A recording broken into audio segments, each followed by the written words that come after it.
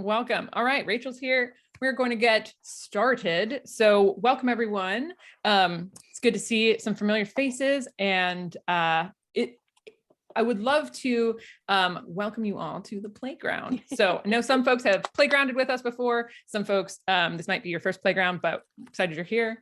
The Facilitator Cards Playground is basically a space where we get to do two things. We get to experience a facilitation kind of like framework or process, and then we get to kind of like nerd out about it. So we kind of flip back and forth between being participants and having our facilitator hats on, right? So we kind of go back and forth between those headspaces. I did make this hat just to make that joke, and we're working on some participants, you know? Yeah. I need that hat, by the way. I need that hat. We'll throw a link in the chat. We'll send you where you can get it one. I want the hat. Okay. So to do a little bit of a warm up here today, I was going to have us use a little bit of a visual metaphor. So here's what I'm going to do. I'm going to spotlight myself and change my screen. Okay, so we've got some junk drawers on the screen. And here's my question for you. In ideally one sentence, how would you describe your facilitation style as one of the objects in this junk drawer? I got it. Okay, go ahead, Marianne. Okay, so it's the gingham heart in the center of the first box. Mm-hmm. And I connect to the heart first before I can get to the head. Love it. All right, great. Anyone else? I can go next. Yes. I at first I was drawn to this thing that looks like some kind of meter reader. Mm-hmm. But then I saw the container of paper clips. And both of these speak to my obsessive need to plan. Okay. Even though I know that the plan sometimes goes out the window, in order to show up and feel grounded, I need to have a very well organized and measured plan. Nice, nice, awesome. I can go next. I see the rubber bands, and for me, that's I stretch to my audience, and I hope the audience can stretch to the content or to the activity as well. Like everyone's stretching, everyone's getting out of comfort zones and just stretching a little bit. And I try to reach each of my participants in a different elastic length. Does that make sense? Yes, yes. Mm-hmm. Love that, love that. What about you, Chaz? I'm looking at the pizza cutter. I don't know if it's because I'm hungry or it's lunchtime, but I guess to really kind of tie it into the concept, taking like a pizza and breaking it down in smaller bits. Great. Love that. Great. Okay, I'll do one. I'm thinking, there was one I was looking at earlier that had tape. There's measuring tape. That's not what I'm going for. I'm feeling drawn to like the rubber bands, or just kind of like bringing things together that don't currently fit, but you need them to kind of like create a new shape, or something, some kind of like the collective is greater than any individual piece sort of I'm Rachel, did you want to share one too? Yeah, sure. I'm seeing the level, but I'm holding it more as like that bubble that we're balancing, like somewhere between, like, you know, the needs of the individuals and the needs of the primary stakeholder or the owner of the gathering, and also between like structure and emergence. So I feel like balance is what I'm nice, or what awesome. I try to find, maybe. Yeah, for sure. Okay, wonderful. All right. So if you're still in speaker view, have you come back to the gallery? Okay, awesome. Little visual metaphor. I always find those just so interesting. It's kind of a twist on one of the cards that we're going to be doing today. It's going to kind of be a twist on one of the cards we're going to be doing today, which is analogizing, which is where we're going to go next. So yesterday I facilitated a workshop where we were kind of digging into like the fundamentals and kind of foundations of facilitation. And someone threw out there, they wanted to like go through this process of how can we use analogizing. So I'm kind of thinking it as a continuation from yesterday. So oftentimes analogizing is used to kind of clarify things. And that's what we're going to try to do with it today. So here's how it's going to work. I'm going to put you into a breakout room, and you're going to be in breakout rooms of 1 or 2 people. One other or 2 other people is what I mean. And so you're going to be in those breakout rooms, and with your partners, you are going to come up with an analogy that kind of like reveals and helps us get a more clear vision on what a facilitator does. So facilitators, it's often this kind of like nebulous concept, and people are like, what do you do? And what I want us to do is try to use an analogy to help us kind of get into like clarifying, like, what do facilitators do? So the analogy that I'm going to invite you to use is I'm going to invite you to think of a physically based job. So a job where people are using their hands, they're not typically doing things on a computer. So I want you to pick a physically based job, and I want you to think about how, like, facilitation, how is being a facilitator like being a blank? Okay, so with your group, kind of go through these kind of basic steps. So when you get into your room, you can say hi, hello, introduce yourself real briefly. And then what I would encourage you to do is come up with a list of kind of physically hand-based jobs, and then pick one to kind of dig into for that analogy. So do a little bit of brainstorming, kind of like, okay, what are the jobs we could pick from? And then once you've picked one, kind of go into that analogy and say, okay, how is being a facilitator like being a blank? All right. Any questions about the directions? Okay, I'm going to give you somewhere in the 5 to 10 minute range to do this, and then we'll kind of come back and like hear what you came up with. Yeah, I'll check in. If I jump into your room, it's not because you need to be interrupted or you're doing anything wrong. I'm just being a fly on the wall. So feel free to completely ignore me if I jump into your rooms. And yeah, we'll see you in a few minutes. All right. So you went right to time, which means to me you were having a good conversation with your crew. Okay, so since we're a small crew today, we get to hear from everybody, or both groups. So maybe we can start with room 1, and that's Chaz and Irene. Would one of you be up for sharing what you came up with, and then maybe an insight that you gained, or like kind of a, or just like a new appreciation for a perspective on facilitation you've got? Irene, I think you had a strong passion for what we're talking about. You want to take the stage on it? Oh, For sure, absolutely. Yep, I'm off mute now. Okay, for sure, I'll take that. So Chaz and I first talked about the medical profession, and we were thinking big picture and doctors and things like that, but we honed it into nurses, nurses on a floor in a hospital. And the analogy that we made is nurses are, they do their rounds, they check in with individuals. And as facilitators, we are also doing that, whether we're conscious of it or not, but we check in with individuals to make sure they're okay. And okay could be they understand the instructions. Okay could be they're willing to share. Okay could mean so many things. The other thing that nurses do is they can prescribe, which we do recommendations. We give hints like Meg, you did to us. I want to challenge you. So we prescribe, as well as they do assessments. And don't we also assess as we're all going along? Nurses are hands-on. They need to have that interpersonal skill to make connections with people. They connect on a personal level, and that's something that we do. Chad, maybe have I one missed more. anything? Yeah, have I missed anything? They do their, Chad, have I missed anything? I can't remember. Neither one of us. Great. Yeah, You had a great list. we were talking about the medication, or more so what you said was the recommendations. So I think that tied pretty well Yeah. into that occupation. Yeah. Beautiful. And Beautiful. the insight that I got is, oh my goodness, yes, the one big thing about don't we check in with people, that doing our rounds during a session, and don't we have to do our rounds? That was my big aha moment.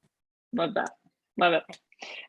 Yeah, I think that's really great. And like all the different ways that we do that, right? Like all the different ways we check in and kind of assess what's going on. So yeah, I think that's really good. It's very clear, and yeah, makes me think of our work in a different way. Okay, how about group 2? Yeah, Kat, go for it.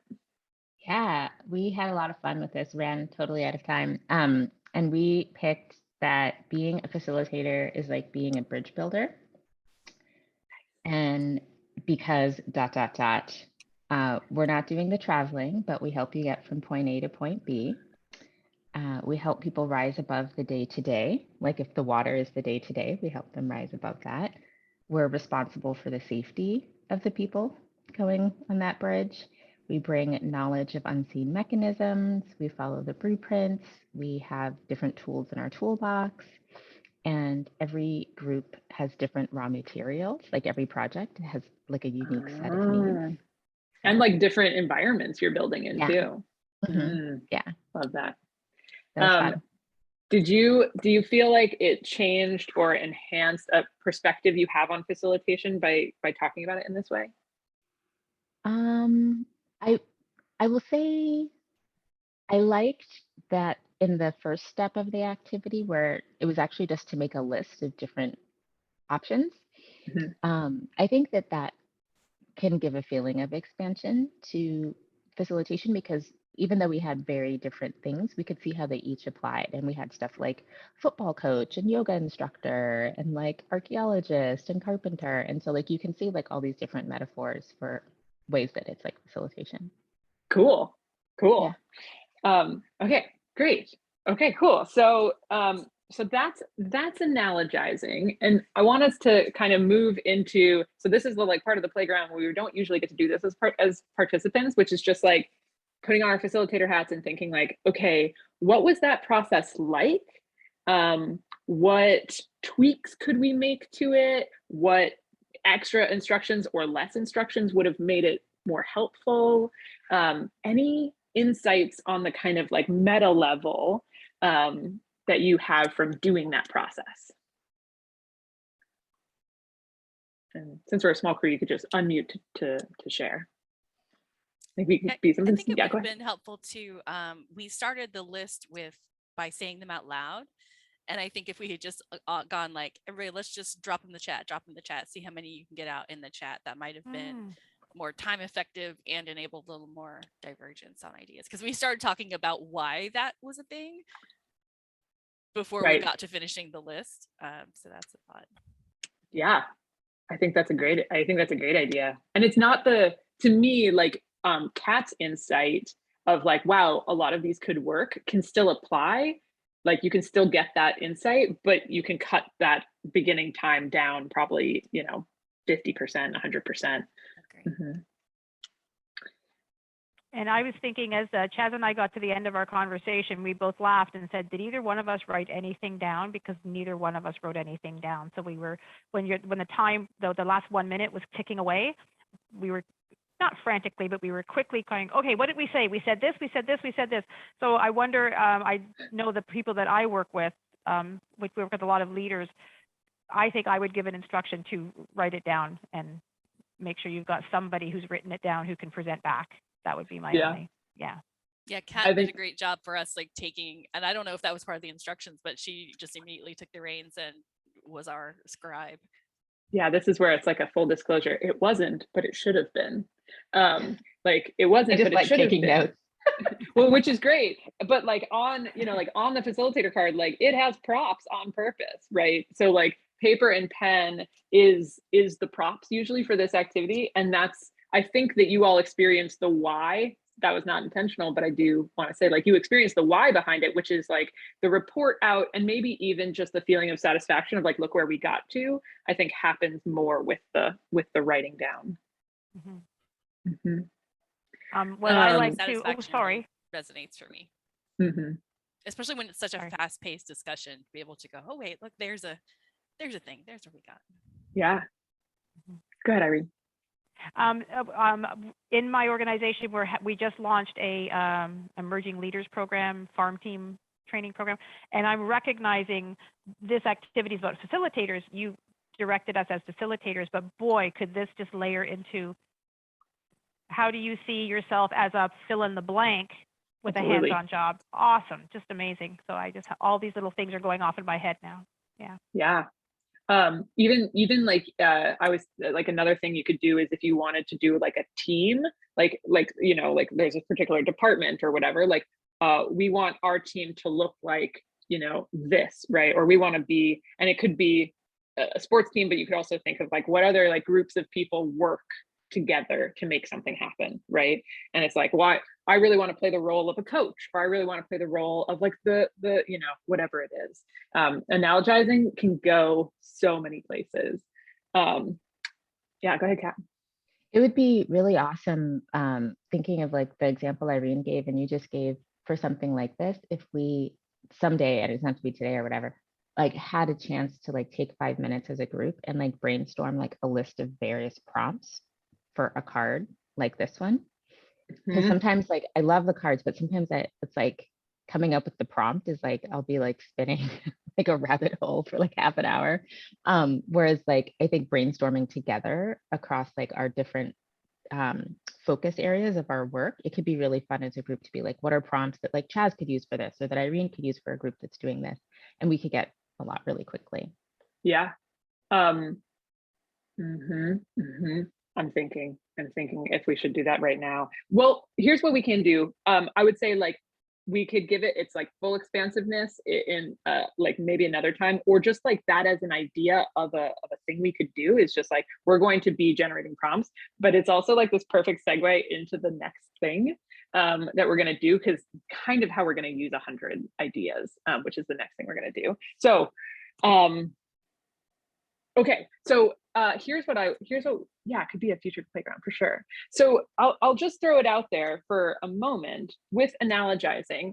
If everybody could just say in the chat, maybe like, what are the types of groups or the types of content you're often facilitating around? Like if it's for me, it's always facilitation because that's the meta thing I do. But like, is it leadership development? Is it like, who do you work with and what are you working with? Throw that in the chat and we'll see. We'll see what we've got here as a group.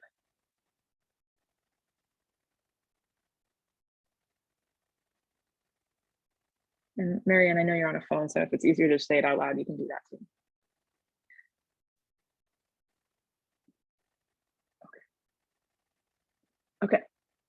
Okay, great. So we got some leadership training. We've got 3 people who work with leadership training. So and the other 2 that might be related but not directly serving that kind of same angle. So here's my challenge.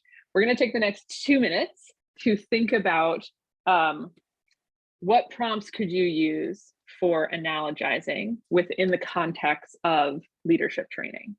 So if you wanted to use this process with new, emerging, or senior leaders, what specific, like be as specific as possible with your prompts. So we'll take 2 minutes to do that. These are really amusing. I really like some of these. Okay. Oh, great invitation, Kat. Okay, so know that I will. You can save the chat at the end of the session, but I'll also send it in our follow-up email because this is going to be great. Okay, well. So we're going to do, this is kind of a perfect segue into what we're doing next, because what we're doing next is we're going to do 100 ideas. So we just recently printed a new round of facilitator cards. This is the only card we retitled. So the new card is just 100 ideas. Okay, because people kept getting stuck on the bad part of 100 bad ideas. They were like, okay, 100 bad ideas. I was like, no, there's 100 ideas. They just can be bad. Right? So they don't actually need to be bad. It's just the goal is that we're going to create 100 ideas, and they can be good ideas, they can be bad ideas, they can be funny, they can be whatever. But we have to get, like, I think with 6 people, my challenge is going to be we're going to get to 100 ideas, and we're going to use Mural. We're going to use a collaborative whiteboard platform to do this. And we'll see if we'll see about like if people are feeling stuck, if this process maybe unsticks you a little bit or helps you be more just like creative and generative. We're also going to do it with, I think, a little bit less of a heavy idea kind of question. So has anyone not used Mural before? Okay, perfect. Marianne, I don't know if you can do this on a phone without the app, or rather, you cannot do it on a phone without the app. I'm pretty sure you can. If you have the ability to get to a computer, then you could use the computer, or if you want to download the app really quick, I think it's pretty fast and it does work on them. Oh, okay, well, maybe she'll come back. Okay, so just as a quick intro to Mural. What you could also do, Marianne, is you could throw it in the chat and my teammate, Facilitator Card teammate, could translate it over to Mural for you. So that's another way we can do it. So here is what you're going to see when I send you the link. You're going to get to this page. You can enter your name, or you can enter as just you don't have to enter your name. You can just press that. Just go ahead and close this. And then you're going to be on this Mural space. So this is basically like a massive, think of it as like a massive whiteboard. The first thing I would encourage you to do is come down here to navigation settings and choose mouse or trackpad. That's going to help you move around more easily. So I'm on a mouse, and now I can zoom out and zoom in really easily. All I want you to do when you get here is I want you to find the part of the mural, zoom on into it, and double click. And if you're like, oh, that's still really small, go ahead and zoom in until you can kind of like easily see your sticky note. So all you need to do is zoom in and double click. Double click will create a sticky note. Okay, so here's going to be our challenge. When we get there and everybody has their own little spot in the mural and you've got a sticky note, we are going to come up with icebreaker questions for 2 minutes. You're going to write icebreaker questions. And they can be good questions, they can be bad questions, they can be questions you're like, oh, I like that one, or questions you're like, I would never use that one. You have to come up with 15 of them. Okay, and you're only gonna have 2 minutes to do it. So you have to just kind of like go, go, go. So I'm gonna send the link in the chat. And once you get to your mural and you've double clicked, just go ahead and I'll let you know when we're all ready to go. So, okay, I would love to know, how many did you get?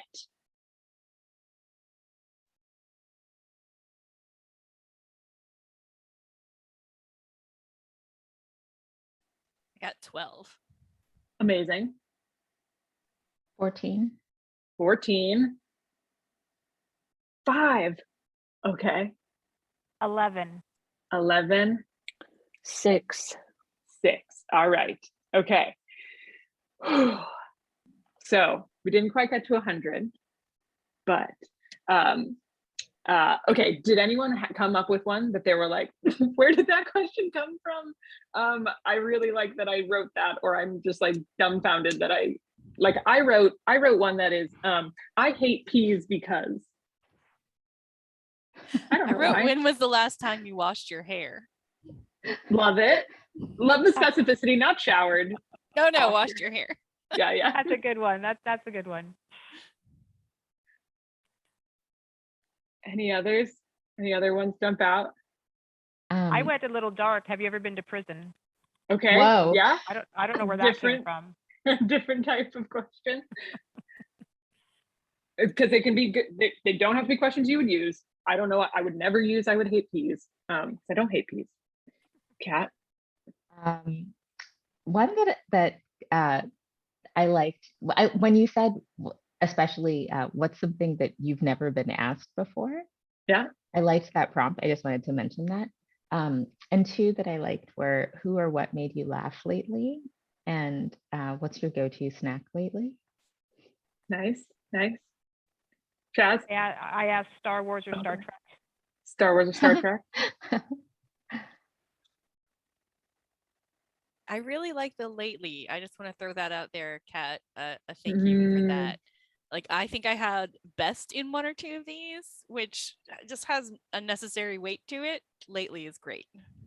Nice. Yeah, that's such a good tip. Just replace every time you want to say like best, just say lately. Like, what's the best Yeah. food you've ever eaten? Or even just what's the best food you've eaten recently, right? Like, Yeah. yeah. I find superlatives like most and best just like the hardest question to answer, so because I hard. try to pick, like I have to scan my whole life to come up with like Exactly. the best thing. Yes. Yeah, But my memory only goes back 6 minutes, so you know, totally. lately. Chaz, did you have one you liked? What empowers your thinking for the day? Cool. Love that. Yes. I love the variations we have here. Like, okay, the other one I wrote that I was like, what is that? Like, your favorite thing to do on the floor. Okay. I could get some really interesting answers. You depending on the could. group. You could. And again, gotta choose what you do. Okay. Well, what I'm gonna do is I'm gonna put these all, I'll organize them all and we'll send them out.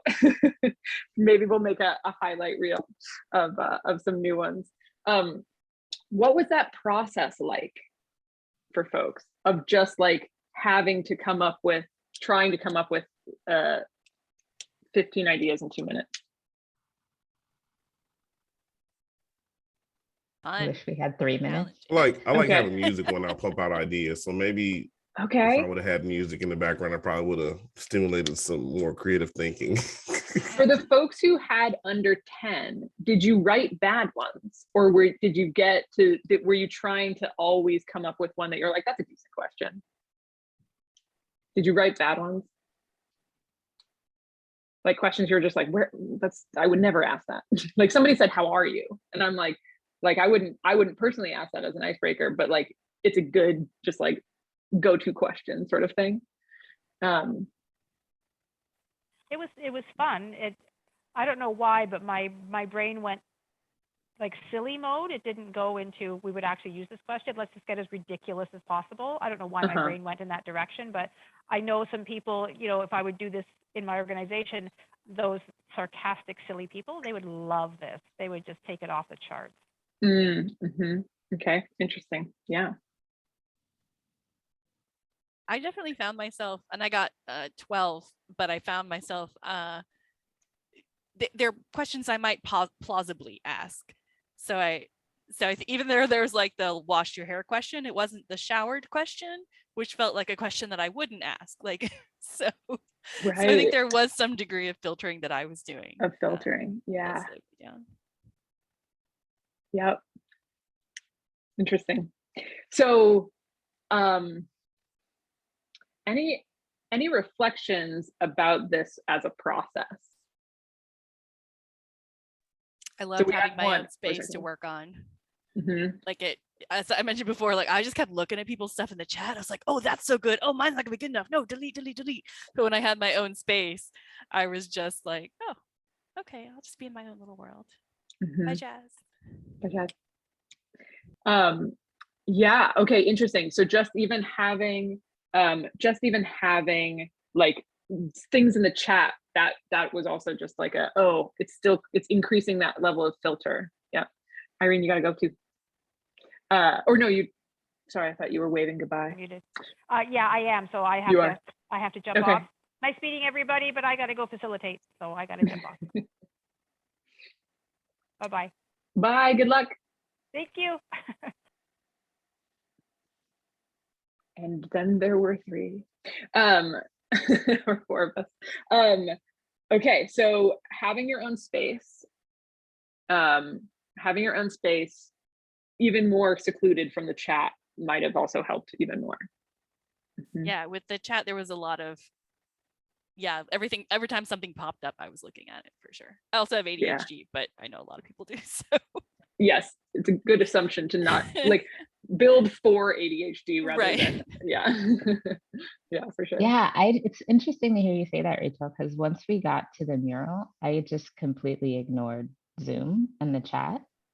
Like, I guess I guess I thought we were supposed to. Like, Yeah. it didn't even cross my mind that we had to also follow the chat, because Oh, I no. figured somebody else would be writing down the questions for Marianne. And so the rest of us were just supposed to stay in mural.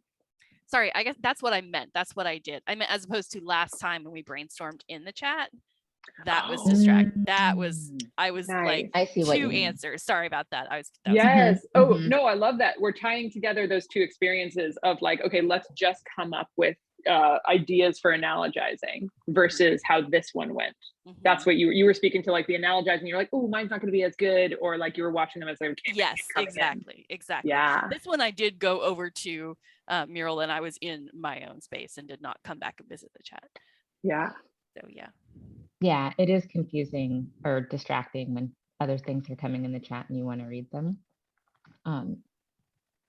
Yeah, I can't remember if in the instructions, did you tell us to do it in the chat, Meg? Because I just went to my notes app where I normally take notes. And so when I was doing the activity, I just like wrote it there and then copy and pasted it into the chat afterward, because I didn't realize we were For supposed to analogizing. be, yeah, I didn't realize we were supposed to be writing it in Yeah, I real had time in started the to write chat. it down, but you said Yeah. specifically to do it in the chat. So I was like, okay, I'll go over to the chat. Yeah, I think that I kind of mentioned it as like kind of an afterthought. And I was interested to see, like, would people build themes off of each other? I think there can be advantages and disadvantages to the times where you kind of like invite the group think a little bit. And it can inspire more thoughts, but I think that generally helps if you're wanting more ideas. Like what we could do now with like 100, like, you know, to see if we can get to 100 is just like read them and then be like, okay, now write another 10. And you would probably be like, oh, we've got recently, oh, I didn't ever think about food. Oh, okay, we can go outdoors. You know, like you have new kind of fodder. And so I think that that could be kind of a nice, like, think by yourself first and then think off of other ideas second. I totally agree with that, because I think we all kind of came in with our own, blinders of sort of like what that kind of question looks like, or, how we might ask it, and just getting a chance to see where other people went opens those up a little bit. And in a really helpful way, I think having that chance to come revisit the question with your horizons broadened is great. Yeah. Any other insights or thoughts on 100 ideas, on when you can see yourself using it, when you think like, I wouldn't do it this way, or I think it would be really useful in these types of environments? It makes me think about, I have an activity that I have people do around brainstorming their list around, like, because my work is around authentic connection.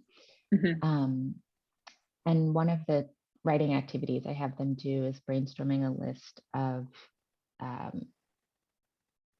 activities they'd like to share with like a new friend, right? Or like, it could be an existing friend, but they've never done before, like things that they would like to try. And they typically do that as a writing exercise on their own. I play music, and it's not like this activity in the rush part. I give them like a longer number of minutes, and it's not like a test to make a certain number. It's like however many you get in that time is fine. And then to help everybody like add even more to their list after the solo time, I have people unmute and give away one of your ideas. So like I call it cross-pollination, where it's like you get to like borrow and add to your list from other people's list by everybody, like not everybody, but a lot of people like unmute, give away one of your ideas. What's one thing you want to do? And then they add to their list some more from that. And so it's not because it's such a personal decision of like, are you actually going to follow through and do these things? The goal isn't to have 100 or like as many as possible, but they should be things that you like are genuinely drawn to doing. But I also am wondering, like, I don't know, like, is there a way to apply this as a like a variation? I think so. I think to me that like the magic of 100 ideas isn't the number, but it's the permission to not have good ones the whole time. And Mhm. I think the goal to me, and I don't know if I just either people didn't feel motivated by it or they just like were struggling or whatever it is. But to me, the goal of the number is that you're like, okay, I have to get to that number. Like, so I guess I'll just put down bad ones, or I'll just put down boring ones, or I'll put down whatever, like in order to get there. And so do you know the Onion, the like the satirist newspaper Yeah. or like article thing? Yeah. Like their the Onion newsroom, like I can't remember if it was every Monday or, you know, on a regular basis, if you were a writer for the Onion, you had to come in with 10 headlines. Like you Yeah. had to, or 20 headlines. And it was like, we don't have to use all of these, but you have to come up with this many. And the Yeah. practice of doing it, to me, what I've found about doing this activity is that if I do sink into the like, it doesn't have to be good, it just has to be existing, I will always get to ideas I wouldn't have gotten to otherwise. Yeah. That don't totally come to agree. mind. So I think that's the variation, I think, would be like, I want you to come up with like 10 things. They could all be things that you want to do with other people, but they could also be things you don't want to do. But I want you to come up with 10 things one could do with people. Mhm. Right. Mhm. And then you could say, Mhm. okay, now I only want you to pull out the ones that you're like excited about. Mhm. Or you can even encourage, like, I want you to write 3 of them that you wouldn't want, right? Because you could say, like, I wouldn't want to hike a mountain. And then that could make you go, oh, but I would want to go on a woods walk, you know, but you wouldn't have thought about that without that one. I think that's where Mhm. to me, the magic of this activity is. Have you ever done it where you like split the like, okay, do the, you know, the 5 bad ones first and then the 5 good ones? Because like in this version, when we went to mural, Mhm. like my brain completely ignored the like write bad ideas part of the allowance. Like Mhm. if you were like, go write 15 bad ideas, I could do that. But when you were like, go write 15 ideas, I wanted to make them usable Right. and good because I don't want to waste time. I don't want to like just throw away things. So I like tried to make them good. And then later when you were like, okay, did anybody have bad? I was like, oh yeah, I completely forgot we were like allowed to write bad ones. Whereas I think if it was like, okay, write 5 bad ones and then write 10 good ones, it would have been easier than Mm, if I was like blending them together. Because my interesting. brain was just like, go to something good, Yeah. try to get a good grade.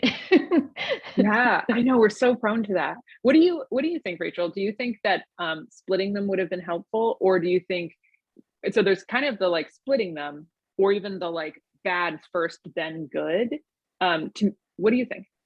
Yeah, I'm intrigued by it. I think I was also doing, like I said, a level of you know, self-editing and filtering as I was going, for sure.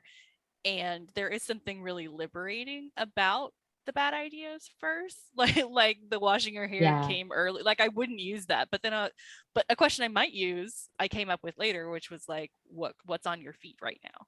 Which, Right. you know, like, I don't know, I think it just broke the lid off of things. So I'm intrigued by it. I don't know. I'm also thinking about sort of the practicalities of, and I was thinking about this earlier with our breakouts, about the practicalities of like the level of instruction and the like steps of process that I want to have to manage in any given context. And they're Mhm. coming back to that balance thing, you know, again, like what's the sort of sweet spot of digestible, quickly conveyable, and intuitive instructions that also get us to powerful results without getting too in the weeds. I wonder This if, oh, go ahead, Kat, sorry. this reminded me, or this conversation reminds me of the time where we did opposite Mhm. papers or opposite Opposite writing, thinking. opposite thinking. And then I did a version of opposite thinking in a workshop I did in January. And it was so fantastic. Like the participants loved it. And there's something akin between opposite thinking and this bad ideas activity that's like they're related or something, like they're siblings or cousins, but it's like a little bit different.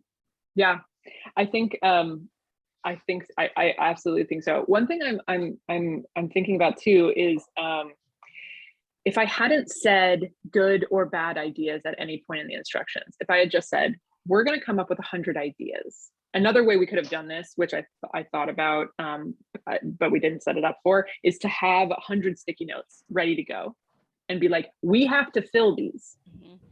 Like we Yeah. have to. There's 100 Exactly. and we're gonna do it, right? And I want one idea per sticky. As much as possible, resist evaluating. Oh, this is a great question. Oh, this is a bad question. Like I would never ask this question. It just has to be a question that you. That's it. That's the only requirement, right? And to maybe specifically like try to invite the non-evaluative mindset without saying the words good or bad, and just be like, we just need 100 questions, and I'm only going to give us 3 minutes to do it, right? And to me, the speed is to require people not to think too much, right? Yeah. I wonder Also, how that would have changed it. Yeah, that's really interesting. I'm also thinking about sort of the different, like I think in some contexts, maybe you might have more competitive people where like, you know, like whoever can get above 20 is going to get fill in the blank, or like we'll see who can get up to 20 or whatever. And Right. then there might be a more collaborative space where we're all together trying to fill in 100. So I'm just curious to think about how you could leverage different personality types or group dynamics to get the motivation and engagement on it. Yeah. That's really cool. That's a really cool question of like, okay, if you're more of a collaborative type, then I'm going to invite you to come over here and we're going to try to fill in the grid all together. If you're a more competitive type, I want you to see how many you can get done individually in 3 minutes, right? And that would be really easy on Mural to facilitate. The thing with the collaborative is that you end up being influenced by other people's thing. And that is like it could be good, but it also could reduce the like just kind of free flowing thought of it all. Sure. Yeah. But I like that idea. Okay, well, we are reaching the end of the playground. One takeaway for anyone who wasn't here from either of you.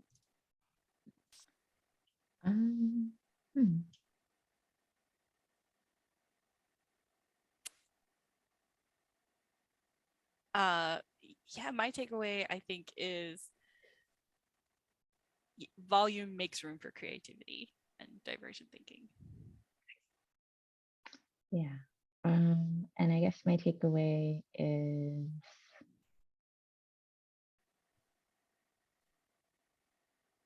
my mind is stuck on the analogizing one. I like the whole thing. I mean, these are always great.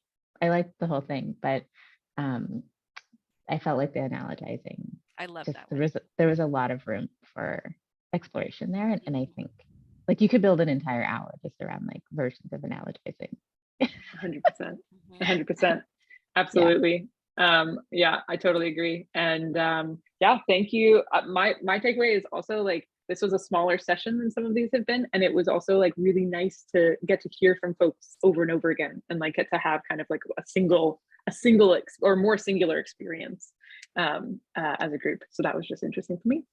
Thank you both for playing and coming to the playground. And yeah. Does the recording go in email just to people on the FC mailing list, or is this going on your YouTube, or what's the?